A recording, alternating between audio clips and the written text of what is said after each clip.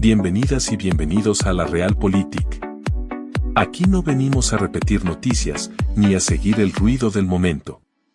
Venimos a entender qué está pasando, por qué está pasando y quién gana, y quién paga, cuando se toman decisiones. En cada episodio te traemos análisis político nacional e internacional, contexto, formación ciudadana, geopolítica, debates y conversatorios con una meta clara. Despertar tu interés por la política y devolverle la palabra a quien casi nunca la tiene en la mesa. Porque la política no es solo de partidos, ni de élites, ni de discursos. La política es tu vida cotidiana, el trabajo, la seguridad, la educación, la migración, la economía, los derechos, la libertad. Aquí escuchamos las voces de la gente. El pulso real del ciudadano. Lo que se conversa en la calle, lo que se vive en los barrios, las ciudades, las capitales, los países, lo que se sufre en silencio y lo que se exige con dignidad. Y lo hacemos con un principio que guía todo lo que somos. Lo que el poder decide, lo viven los ciudadanos. Esto es la Realpolitik. Ponte cómodo, abre la mente y empecemos. Bienvenidos a El Discurso. Hoy nos sumergimos en un concepto que creemos entender muy bien, uno que define nuestra era política, la democracia. A menudo la damos por sentada, pero bueno, el material que analizamos hoy nos recuerda que su significado ha sido un campo de batalla intelectual desde sus orígenes y nos obliga a hacer una pregunta un poco incómoda. ¿Son nuestras democracias representativas modernas la culminación lógica de aquel ideal griego? ¿O se han alejado tanto de sus principios que apenas conservan el nombre? Y esa es precisamente la encrucijada. El punto central de nuestra conversación de hoy será ese. ¿Es el sistema representativo una adaptación, digamos, necesaria y exitosa del ideal democrático a la complejidad del mundo moderno? ¿O constituye en el fondo una renuncia al principio fundamental del gobierno del pueblo? Exactamente. Yo defenderé que la democracia representativa es una evolución pragmática y, de hecho, superior. Una que adapta los ideales antiguos a la escala masiva de las naciones actuales. Y algo que es crucial, protege derechos que en el pasado eran increíblemente frágiles. Y yo, por mi parte, pues sostendré que el sistema actual es fundamentalmente otra cosa. Que al priorizar la delegación del poder sobre la participación directa, hemos creado un sistema que es casi un oxímoron. Una democracia que no lo es, perdiendo la esencia misma de lo que significaba la democracia en su origen. A ver, empecemos por ahí entonces. Mi punto de partida es que idealizar la democracia ateniense es un error. Fue un experimento fascinante, un punto de partida, pero de ninguna manera un modelo perfecto ni universal. Su aplicación era brutalmente excluyente. Las mujeres, los esclavos, los extranjeros, ninguno tenía voz ni voto. Las estimaciones más generosas sugieren que, como máximo, un 20% de la población de Atenas participaba. ¿Podemos llamar a eso un gobierno del pueblo? Creo que es como mínimo discutible. Además, esta idealización ignora las advertencias de los grandes teóricos de la modernidad. Montesquieu, por ejemplo, lo vio con una claridad meridiana cuando advirtió sobre la vulnerabilidad de las democracias directas a gran escala. Su famosa frase, si una república es grande, se arruina por una imperfección interna. Es una sentencia directa contra la aplicabilidad del modelo ateniense a un Estado-nación. El sistema representativo, con la separación de poderes que teorizaron Locke y Montesquieu, fue la solución a este dilema. Es un diseño institucional pensado para gobernar territorios extensos y sociedades complejas de una forma estable. Y no solo eso, introdujo principios que son avances civilizatorios, el Estado de Derecho y la protección de los derechos individuales. La vida, la libertad y la propiedad de Locke son un muro de contención contra el poder del Estado y, muy importante, contra la tiranía de la mayoría, un riesgo muy real en Atenas, donde la asamblea podía decidir cualquier cosa sin cortapisas. por eso no veo la representación como una traición, sino como la adaptación más viable y perfeccionada del ideal, manteniendo el principio esencial del consentimiento de los gobernados en una escala que los antiguos ni siquiera podían imaginar. Entiendo perfectamente la lógica de la evolución y la adaptación, pero creo que en ese proceso de perfeccionamiento, el concepto original se desfiguró hasta volverse irreconocible. La propia expresión democracia representativa es, para mí, el nudo del problema. Como lo describe el material, es una contradicción en términos, un oxímoron, porque la esencia de la democracia, del demos kratos, era el ejercicio directo del poder. Cualquier ciudadano ateniense, sin importar su riqueza o linaje, podía ir a la colina de Pnyx, tomar la palabra y votar directamente sobre la guerra, los impuestos o las leyes. Nuestro sistema se basa en lo opuesto, la delegación, en ceder ese poder, nuestra soberanía, a una élite, a una clase política profesional que decide por nosotros. Y fíjate que no es una crítica nueva, ¿eh? Los propios fundadores de Estados Unidos, a quienes a menudo se cita como padres de la democracia moderna, bueno, ellos desconfiaban profundamente de la democracia en su forma pura. John Adams fue tajante. Nunca hubo una democracia que no se suicidara. Lo que ellos crearon fue una república, diseñada explícitamente para filtrar y contener el poder popular, no para ejercerlo directamente. Y esto nos lleva a un mecanismo clave que hemos olvidado: el sorteo. En Atenas, muchos cargos públicos no se elegían, se asignaban por sorteo. ¿Por qué?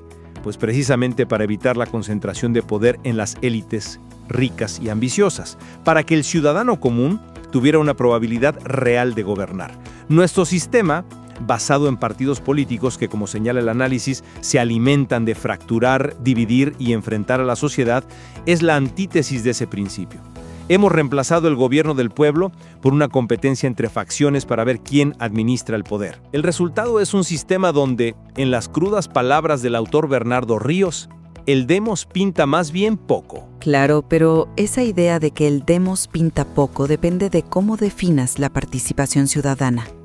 Y aquí creo que el modelo liberal que el filósofo Jürgen Habermas describe nos da una clave fundamental.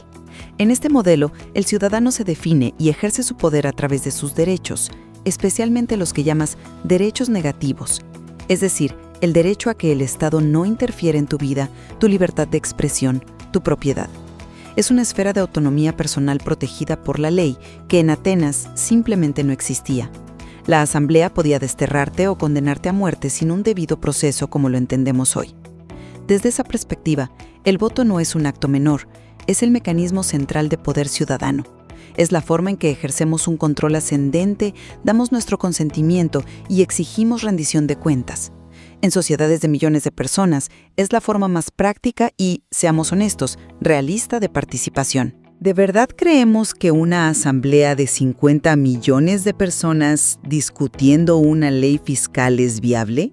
Es que ahí está el centro de mi argumento. Has dicho la palabra clave, práctico. Hemos cambiado un ideal político por una solución práctica casi administrativa. El otro modelo que describe Habermas, el republicano, se acerca mucho más al espíritu original. En él, la ciudadanía no es una libertad de la interferencia del Estado, sino una libertad para participar activamente en una práctica común, en la autogestión de la comunidad. Hoy hemos reducido ese acto de participación a un ritual periódico y muy limitado, elegir entre un menú de opciones predefinidas por los partidos. Se parece más a una transacción de mercado donde eliges entre Coca-Cola y Pepsi que a un acto de autodeterminación genuina, ¿no?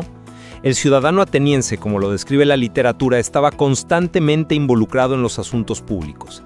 No delegaba su juicio, lo ejercía en la asamblea, en los tribunales populares, en los cargos rotativos.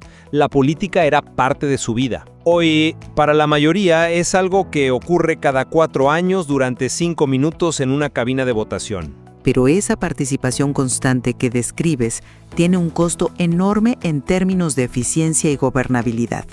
Un debate asambleario perpetuo, como el de la Atenas del siglo V, es sencillamente inviable para gestionar la complejidad de una economía globalizada, un sistema de salud o una política exterior.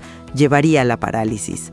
Los partidos políticos y los parlamentos, con todos sus defectos, son mecanismos necesarios para agregar la pluralidad de intereses de una sociedad y convertirlos en políticas coherentes y estables.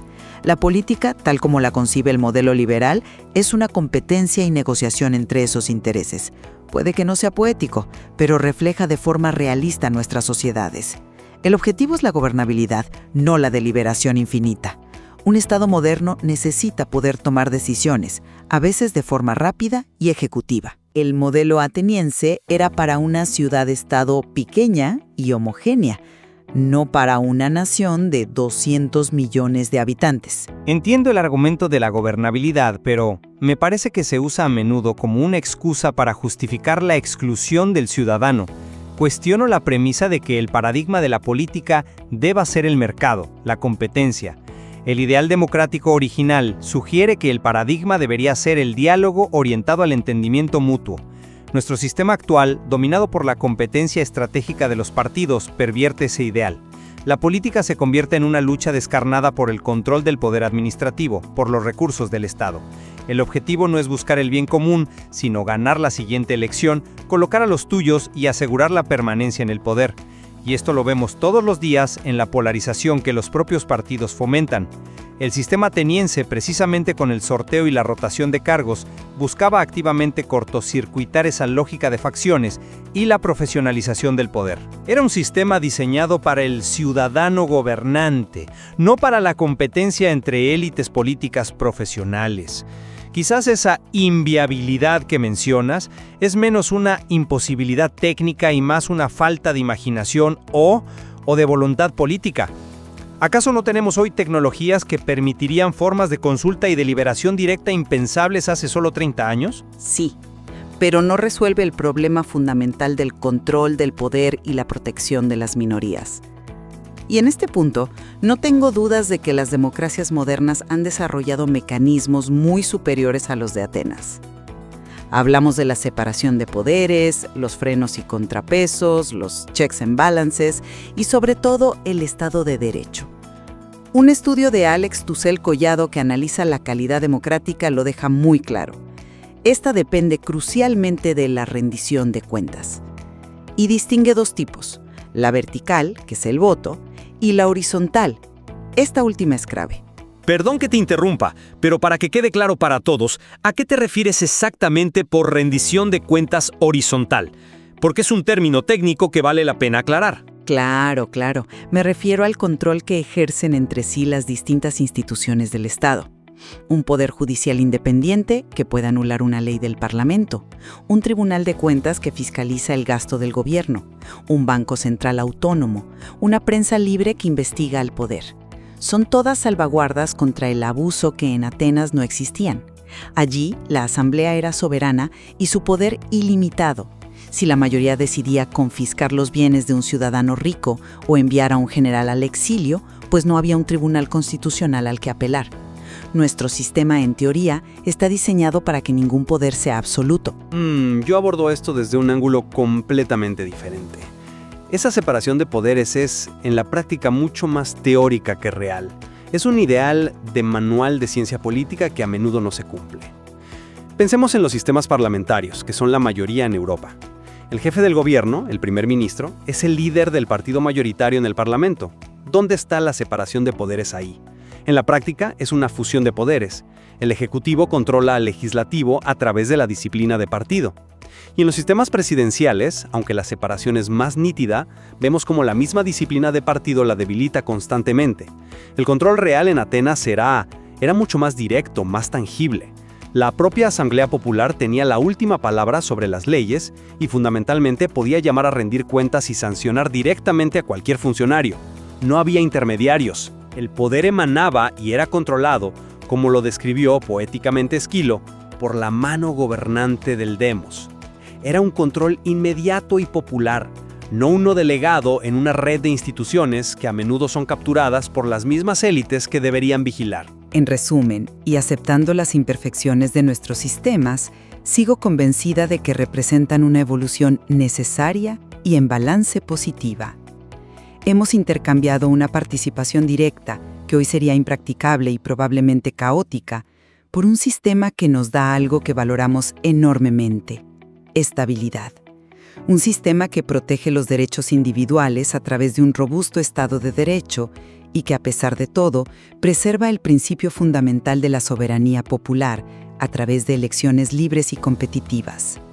No es el gobierno directo de la plaza pública, es cierto, pero es, en mi opinión, la forma de democracia más resiliente y funcional que hemos encontrado para gobernar el complejo mundo contemporáneo. Y yo concluyo que si bien nuestros sistemas pueden tener virtudes como la estabilidad o la protección de ciertos derechos, llamarlos democracias en el sentido original y etimológico de la palabra es, como mínimo, una distorsión.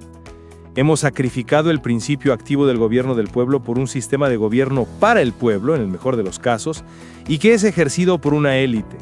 Un sistema de representación que con demasiada frecuencia aleja a los ciudadanos del poder real y fomenta una división partidista tóxica para mantener el control de una clase política. El ideal antiguo, aunque imperfecto y excluyente en su momento, sigue siendo hoy una crítica poderosísima a nuestra realidad política.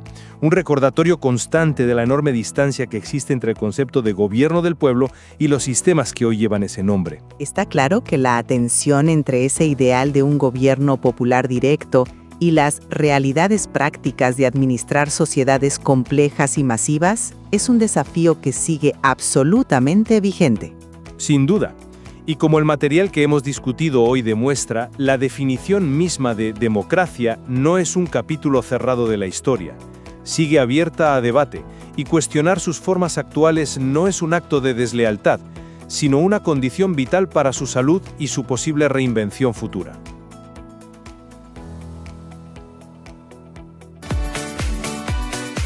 Gracias por acompañarnos en este episodio de La Realpolitik.